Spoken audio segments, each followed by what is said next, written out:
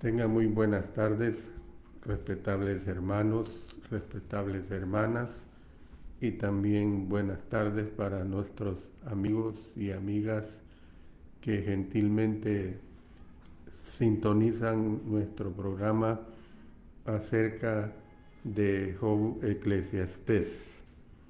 Antes de dar las indicaciones generales sobre el mensaje que voy a presentar, les pido que me acompañen en oración. Padre Celestial, te doy las gracias nuevamente porque me permites presentar un mensaje más. Este será el último de esta serie de Eclesiastés Job, un estudio adicional. Gracias, Señor, por ello. Gracias porque me diste el tiempo, la oportunidad, el privilegio de preparar estos mensajes y que sirvan de mucha ayuda para la hermandad. Siempre te pido que me ayudes a continuar enseñando, que me dirijas de tal manera que el Espíritu Santo me ayude a designar, a elegir las enseñanzas de acuerdo a tu divina palabra que debo y que la Iglesia necesita. Gracias por ello, Señor.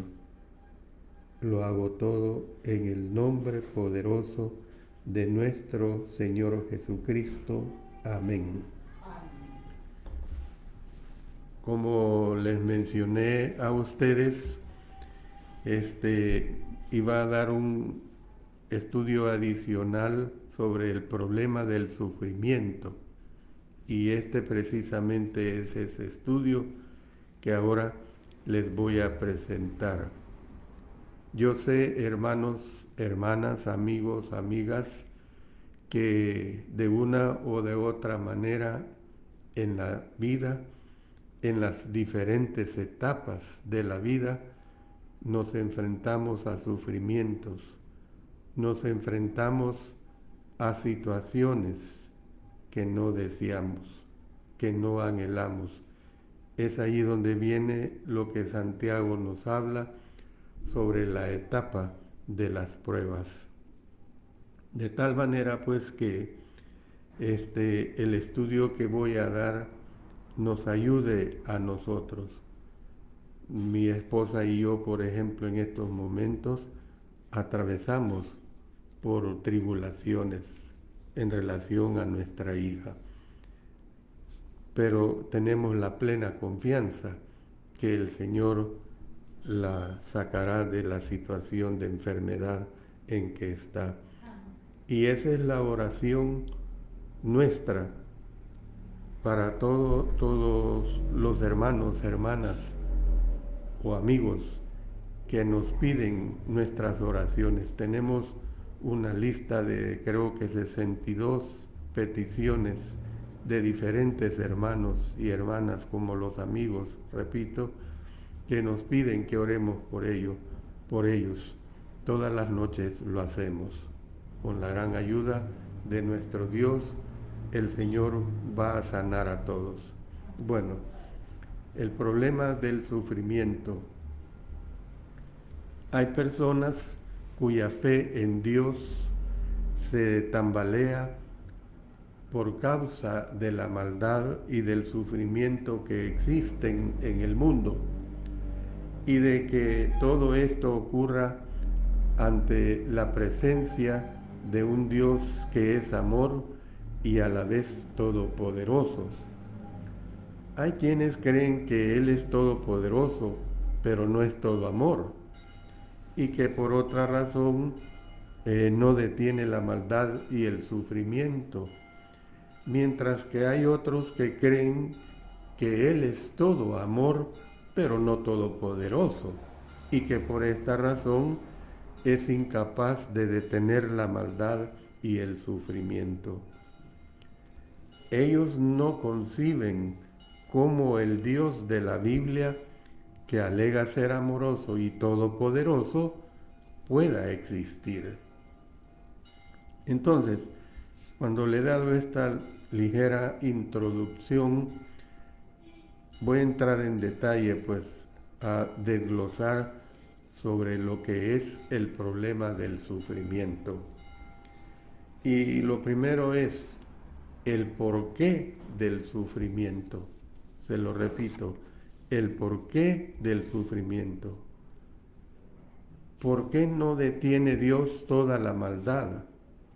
Dios hizo al hombre un agente moral con libre albedrío. Cuando lo hizo inocente, lo declaró muy bueno. El hombre tiene intelecto, emociones y voluntad. Es libre de escoger. Si un hombre no tuviera voluntad, no sería más que un títere o un autómata. El libre albedrío que Dios le dio al hombre incluye su capacidad de elegir entre el bien y el mal, entre lo correcto y lo incorrecto. Todos pecamos, según dice Romanos 3:23, por cuanto todos pecaron y están destituidos de la gloria de Dios. Los agentes morales con libre albedrío que Dios creó eligen las opciones incorrectas de vez en cuando. ¿Cómo ha de tratar Dios con nuestra pecaminosidad? Esto es lo que alguien sugirió. Debería destruir a todos los pecadores y a Satanás también.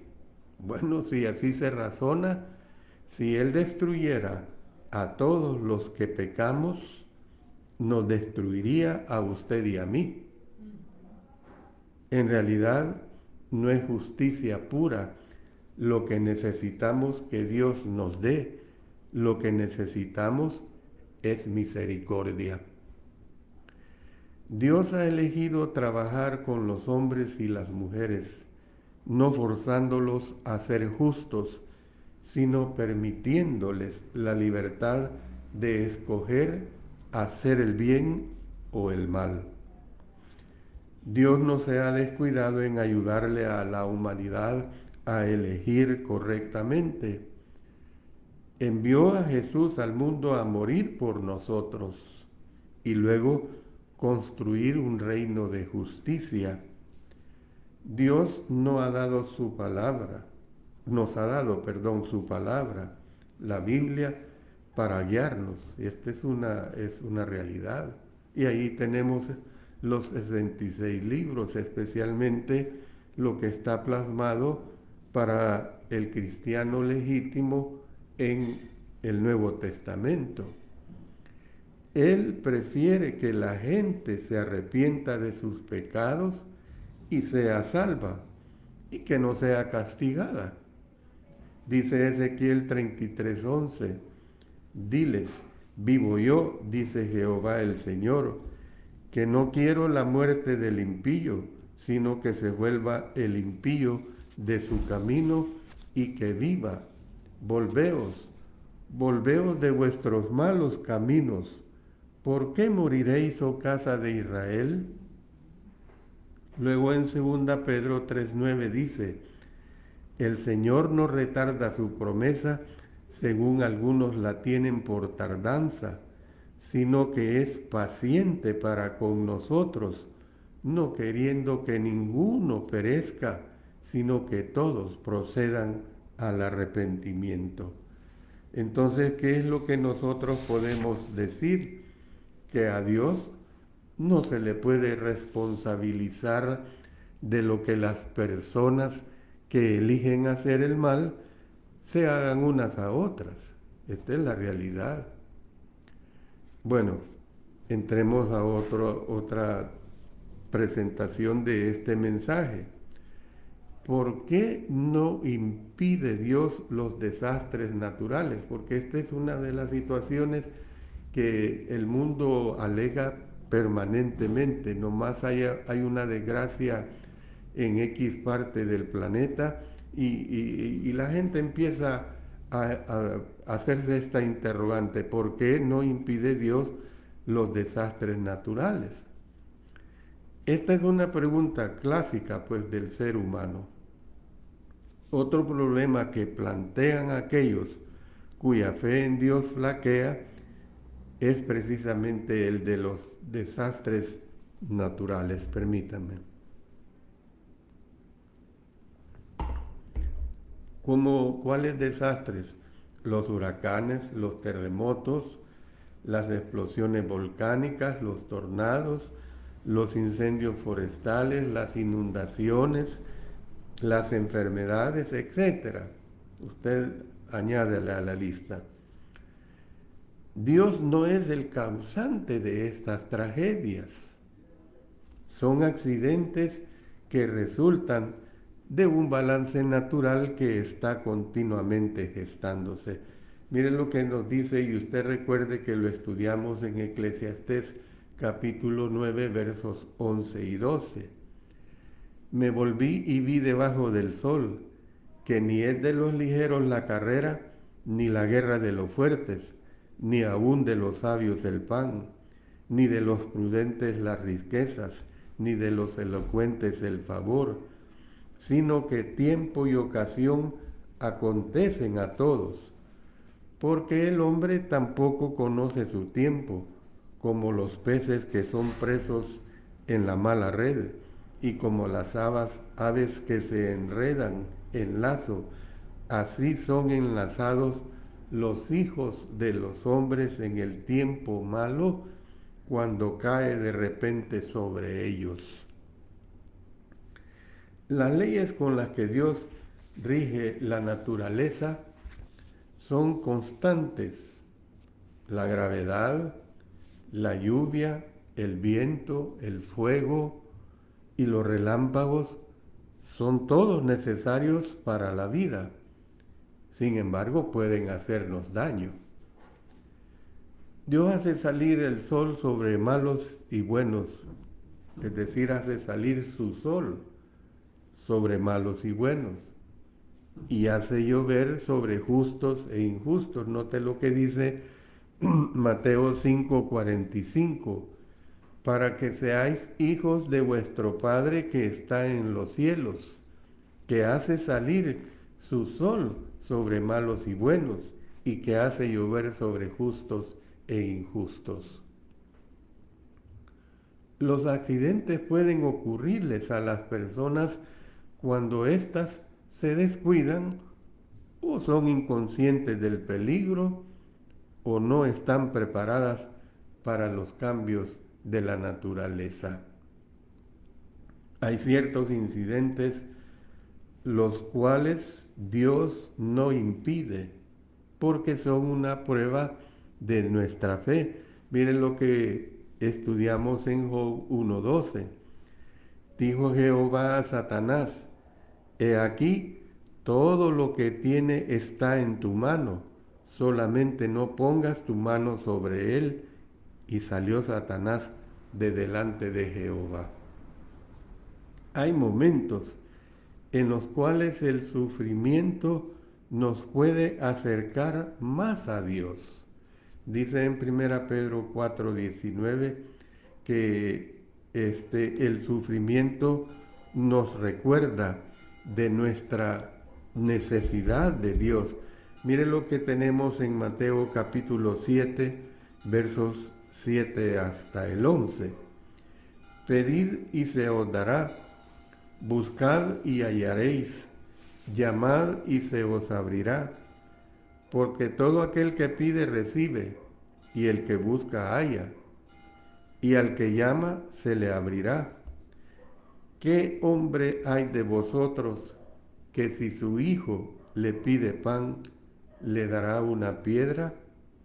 ¿O si le pide un pescado, le dará una serpiente? Pues si vosotros, siendo malos, sabéis dar buenas dádivas a vuestros hijos, cuánto más vuestro Padre que está en los cielos dará buenas cosas a los que le pidan. La disciplina de Dios es para nuestro beneficio, mis hermanos y hermanas. Es para fortalecernos y ayudarnos a ser más fuertes. Miren lo que nos dice el escritor de los Hebreos en el capítulo 12, vamos a leer desde el verso 5 hasta el 11. Y habéis ya olvidado la exhortación que como a hijos se os dirige diciendo: Hijo mío, no menosprecies la disciplina del Señor, ni desmayes cuando eres reprendido por Él. Porque el Señor al que ama disciplina y azota a todo el que recibe por hijo. Si soportáis la disciplina, Dios os trata como a hijos, porque ¿qué hijo es aquel a quien el Padre no disciplina? Pero si se os deja sin disciplina, de la cual todos han sido participantes, entonces sois bastardos y no hijos. Por otra parte, tuvimos a nuestros padres terrenales que nos disciplinaban y los venerábamos. ¿Por qué no obedeceremos mucho mejor al Padre de los Espíritus y viviremos? Y aquellos ciertamente por pocos días nos disciplinaban como a ellos les parecía, pero para lo que nos es provechoso, para que participemos de su santidad. Es verdad que ninguna disciplina al presente parece ser causa de gozo, sino de tristeza, pero después da fruto apacible de justicia a los que en ella han sido ejercitados. Entonces, ¿qué es lo que vemos? Pues que la disciplina no es castigo. Su propósito es beneficiarnos. La calamidad a menudo despierta a las personas al hecho de que Dios es el Señor de nuestras vidas. El profeta Isaías dice en su capítulo 45, verso 5, Yo soy Jehová y ninguno más hay. No hay Dios fuera de mí. Yo te ceñiré aunque tú no me conociste. Esa es la realidad.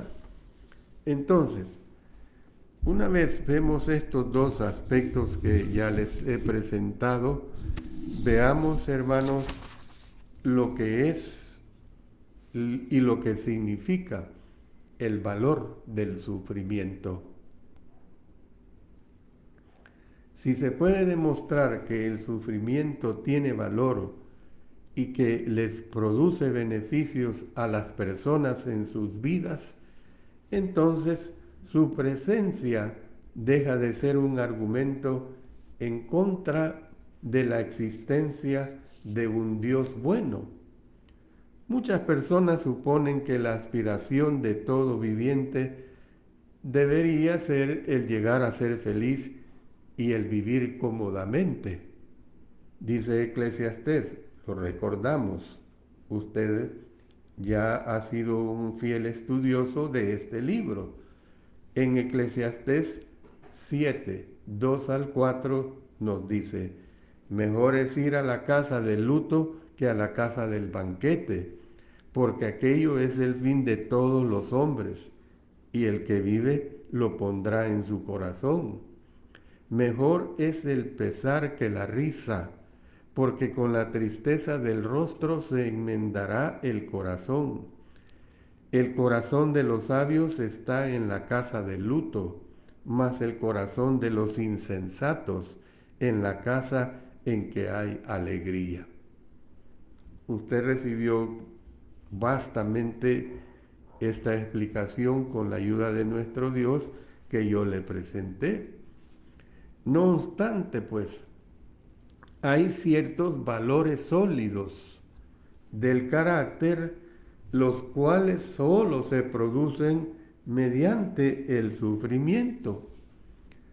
La formación de una perla no se da mediante la comodidad, es una realidad, sino mediante el sufrimiento.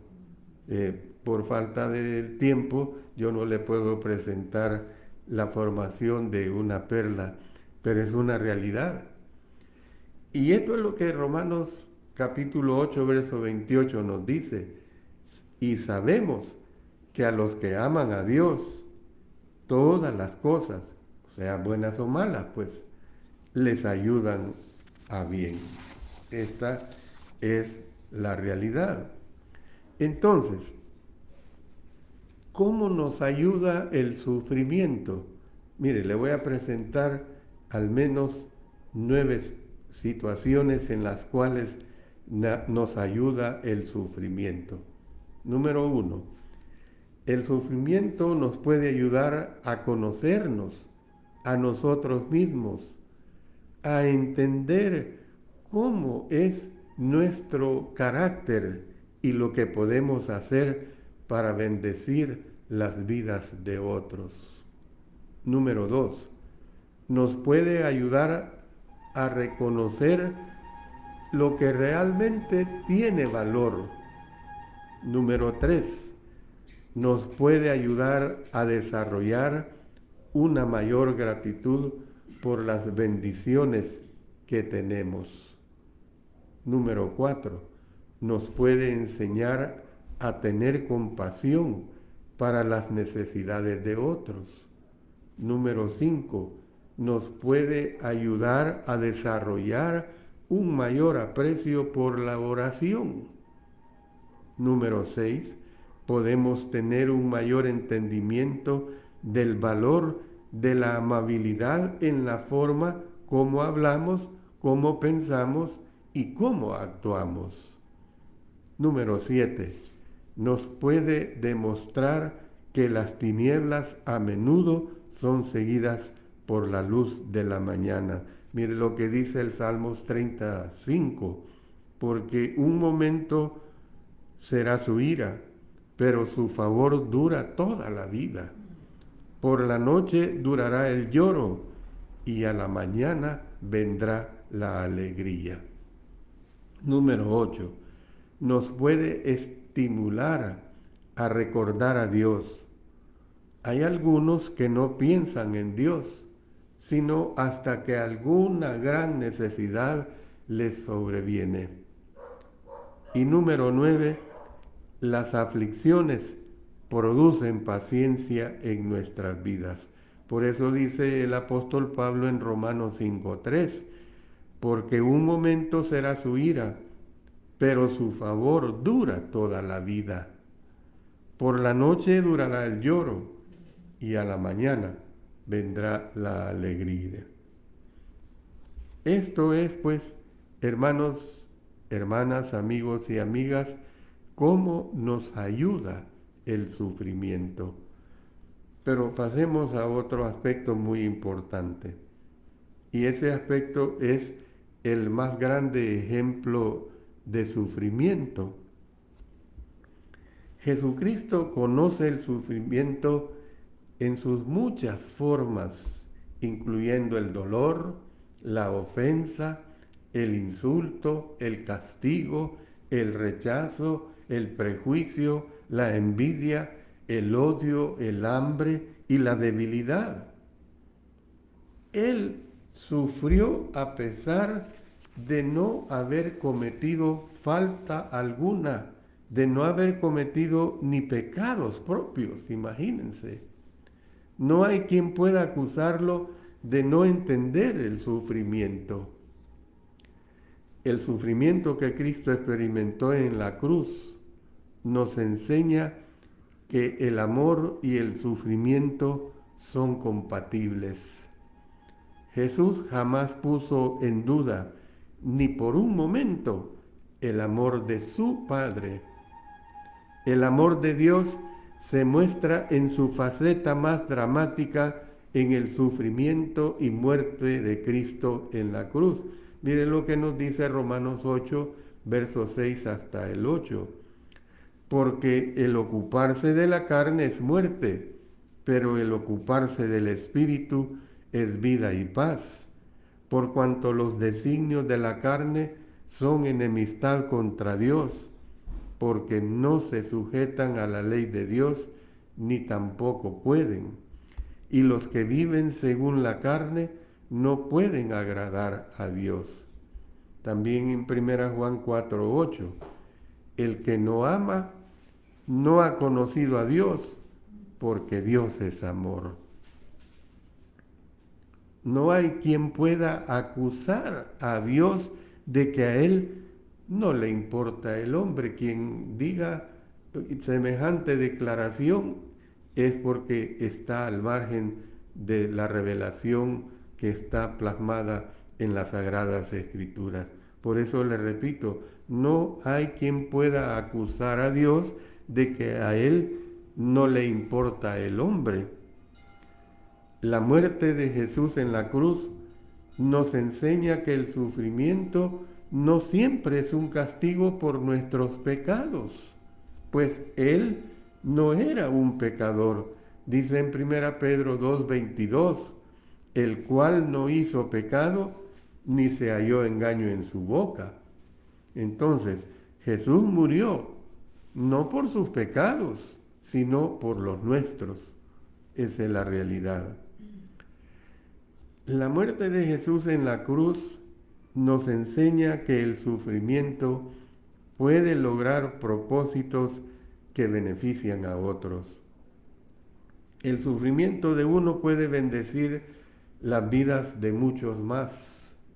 Por ejemplo, le doy ejemplos que tenemos plasmados en las escrituras antiguo-testamentarias.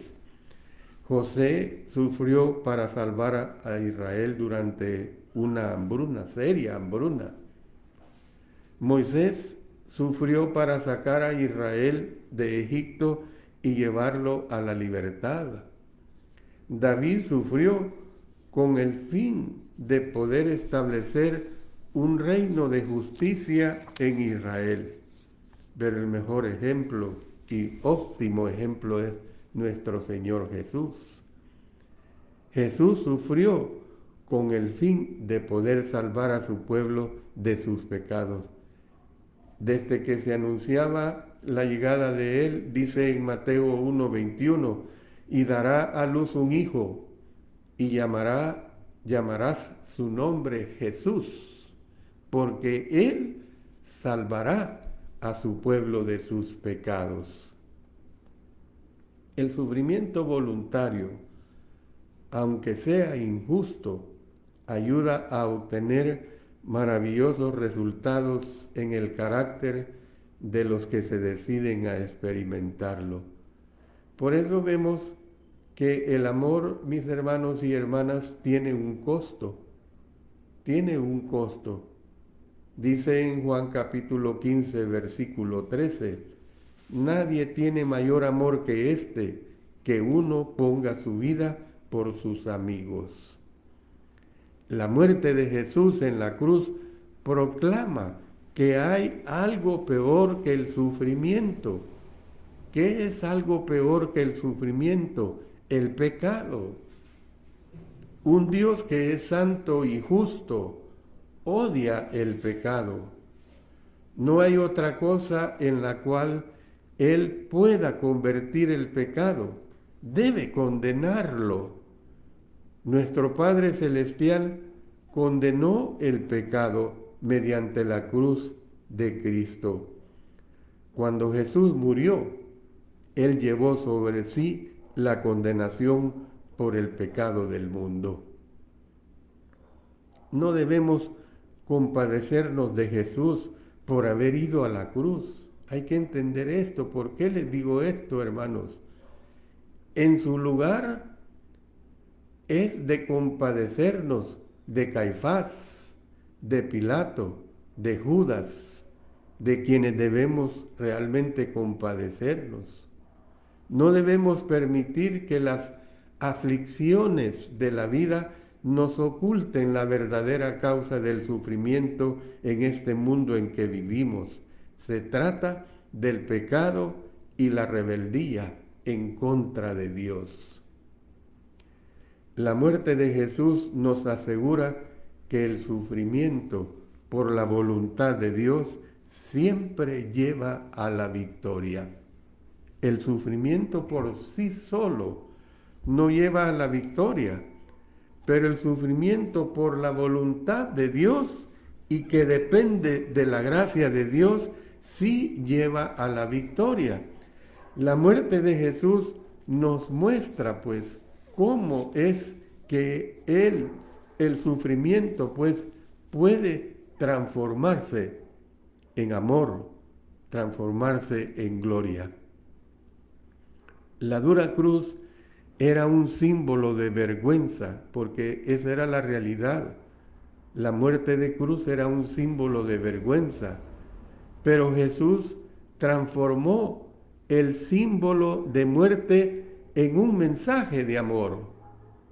La muerte de Jesús también nos enseña que el sufrimiento no es permanente y que la muerte no es el fin para nosotros los cristianos, los que estamos haciendo esfuerzo por obedecer la voluntad de nuestro Dios. Cuando los hombres y las mujeres de Dios sufren, Él está cerca de ellos, siendo partícipes de su dolor y tomándolos en sus manos. Sea que el cristiano viva o que muera, Él siempre hará bajar de los cielos el amor de un Padre que se preocupa. Dice Romanos 14:8, pues si vivimos, para el Señor vivimos, y si morimos, para el Señor morimos. Así pues, sea que vivamos o que muramos, del Señor somos. Y mire, comparando esta escritura con Romanos capítulo 8, versos 37 al 39. Antes, en todas estas cosas, somos más que vencedores por medio de aquel que nos amó, por lo cual estoy seguro de que ni la muerte, ni la vida, ni ángeles, ni principados, ni potestades, ni lo presente, ni lo porvenir, ni lo alto, ni lo profundo, ni ninguna otra cosa creada nos podrá separar del amor de Dios que es en Cristo Jesús, Señor nuestro. Jesús se entregó Él mismo en las manos de su Padre para que éste recibiera su espíritu al morir. A nosotros también se nos ha dado certeza de que así será con nuestro espíritu. Jesús tuvo la confianza y la valentía de rendirse a su Padre en los momentos de sufrimiento. Esto también es una gran fuente de fortaleza para los cristianos. Mire lo que tenemos en 1 Pedro capítulo 2, los versos 21 al 24.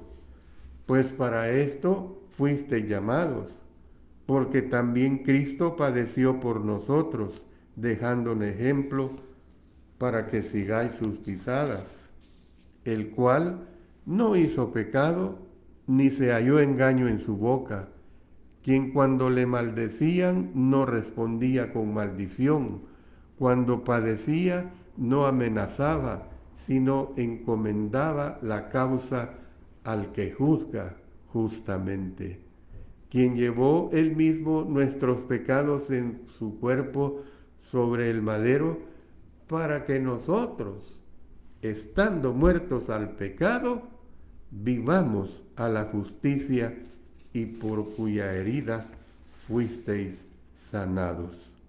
Repito, 1 Pedro capítulo 2, versos 21 al 24. Voy a concluir este estudio con una declaración del profeta Habacuc. Podemos ser partícipes del canto de Habacuc, en el cual éste expresa su confianza en Dios, y esa es la realidad.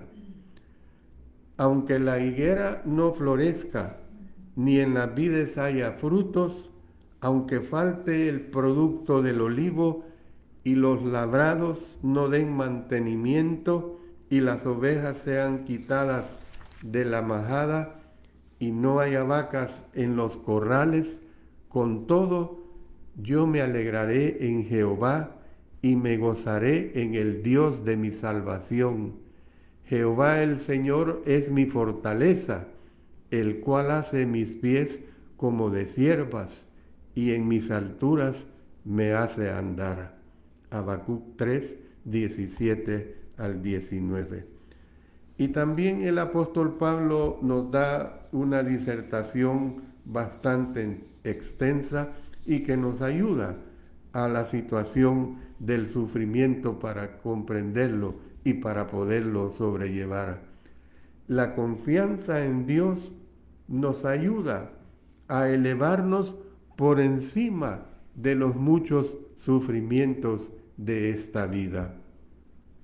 Dice en 2 Corintios capítulo 4, versos 7 al 15, pero tenemos este tesoro en vasos de barro, para que la excelencia del poder sea de Dios y no de nosotros, que estamos atribulados en todo, mas no angustiados, en apuros, mas no desesperados, perseguidos, mas no desamparados, derribados, pero no destruidos, llevando en el cuerpo siempre por todas partes la muerte de Jesús, para que también la vida de Jesús se manifieste en nuestros cuerpos.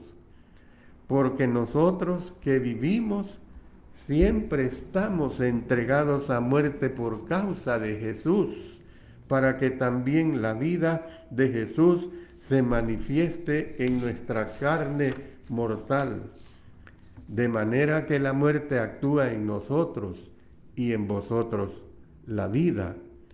Pero teniendo el mismo espíritu de fe, conforme a lo que está escrito, creí, por lo cual hablé.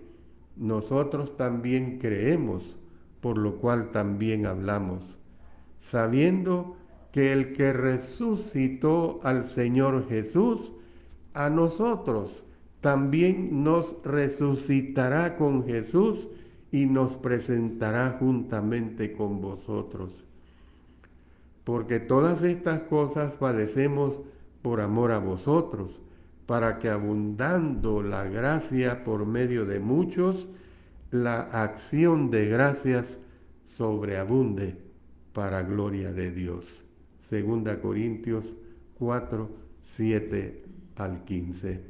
Mis estimados hermanos y hermanas y amigos que han sido gentiles en llegar hasta el final de este estudio y de los 60 estudios, yo les animo a continuar escudriñando la palabra de Dios.